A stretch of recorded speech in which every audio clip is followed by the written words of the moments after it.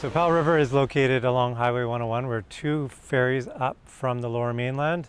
We're often referred to as the Upper Sunshine Coast, and it's not the end of Highway 101, but we are most of the way along Highway 101. So we also have a ferry that leaves from our downtown core and arrives in Little Creek on Vancouver Island. Hi, my name is Jason Cow. I am the Director of Planning Services for the City of Powell River.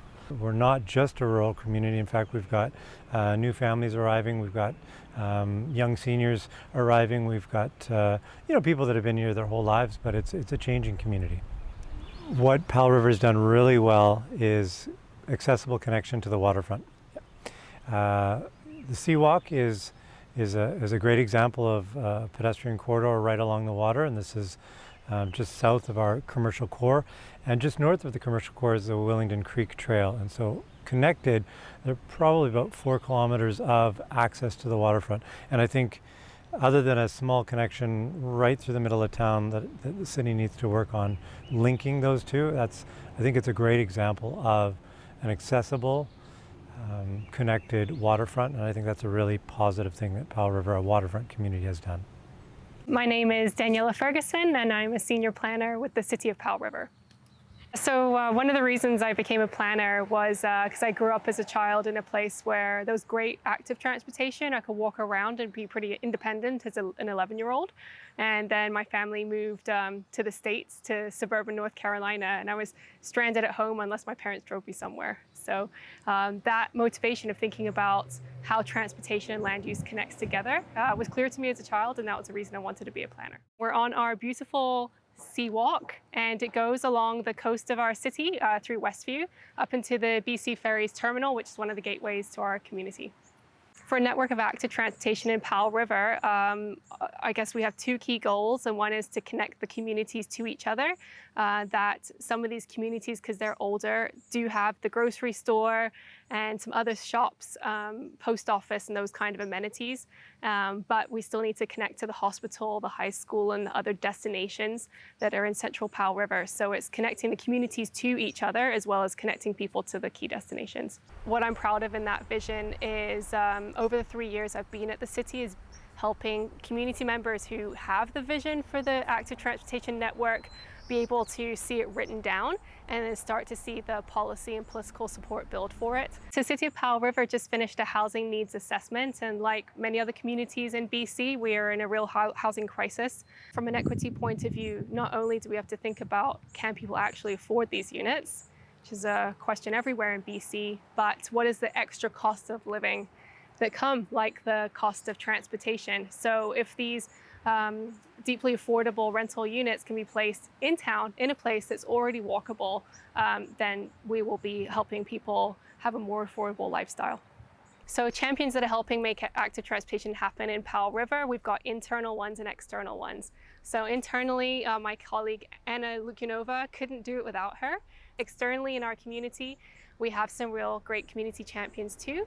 It's the Powell River Cycling Association, our local bike shops like TAWS, and then all the trail people who help maintain our trails on a volunteer basis, like the Bomb Squad.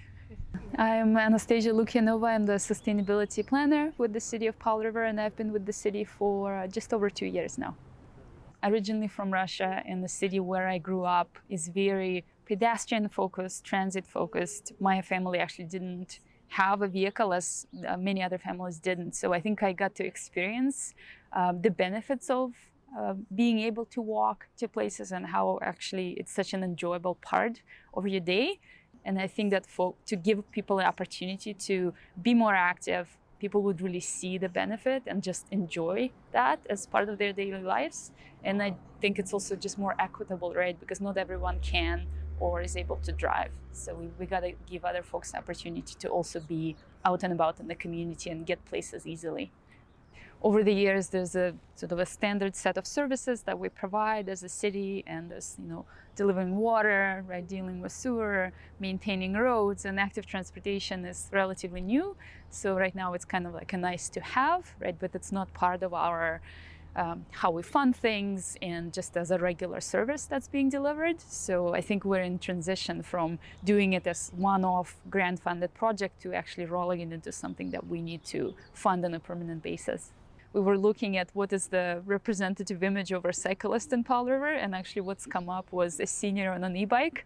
So we do have a large senior population in Powell River, and we do see a lot of seniors taking up e-bikes. We have a challenging topography. It's some serious hills for cyclists to tackle, so I think the e-bikes are going to be more and more popular.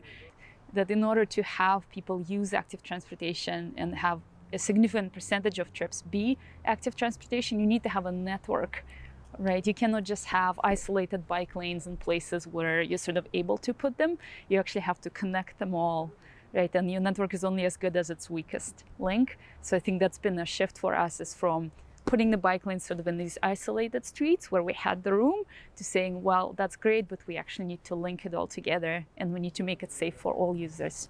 We have painted bike lanes there, which are great, based on our 2014 municipal cycling plan. But we know better now, and I think understanding has really evolved of what type of infrastructure is required. And this wouldn't be considered AAA, or all ages and abilities infrastructure, because it is a fast road, right? The speeds there are 50, and there's no physical protection between the users and the vehicle. Zanga Bus is our on-demand pilot bus service. So the idea is, in a small community, it's really hard to have efficient fixed route buses. So instead of having a fixed route, you formulate the route in real time based on requests. So I'm just typing where I'm heading. Pick up in 9 minutes. Okay.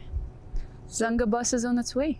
So we received a call just today. Our office assistant shared with me, and it's an older lady who, she said that she doesn't drive anymore and her husband doesn't drive.